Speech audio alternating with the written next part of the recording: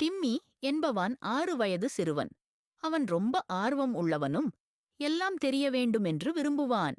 ஒரு நாள் மதியம் அவன் வீட்டுப் பின்னால் உள்ள தோட்டத்தில் விளையாடிக் கொண்டிருந்தபோது ஒரு மலர்க்குடத்தின் கீழ் ஒளிரும் சாவி ஒன்றைக் கண்டுபிடிக்கிறான். அதற்குப் பின்னால் சில ஒளிரும் பட்டாம்பூச்சிகள் வர அவைகளைத் தொடர்ந்து செல்கிறான். அவை ஒரு மரங்கள் நடுவே இருக்கும் ரகசிய கதவுக்கு அழைக்கின்றன.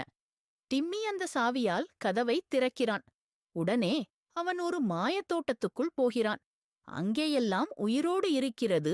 மலர்கள் பாடும், காளான்கள் நடனமாடும், மிருகங்கள் பேசும். அங்கே ஒரு மலர்தேவி புளோராவும் எப்போதும் சிரிக்கிற புளுப்பான நீலச் செல்லநரியாய் போப்போவும் வருகிறார்கள். புளோரா சொல்கிறாள், இந்த தோட்டம் வண்ணம் இழந்து வருது. வண்ணக்கல் ரெயின்போ கிராஸில் இல்லை. அது இல்லாமலே இந்த தோட்டம் சாம்பலாகிவிடும். டிம்மி சொல்லுகிறான், நான் உதவ வரேன். போப்போவுடன் சென்று பறக்கும் பூச்சியில் பறக்கிறான். சாக்லேட் ஆற்றை கடக்கிறான். புதிர்கள் எல்லாம் தீர்க்கிறான்.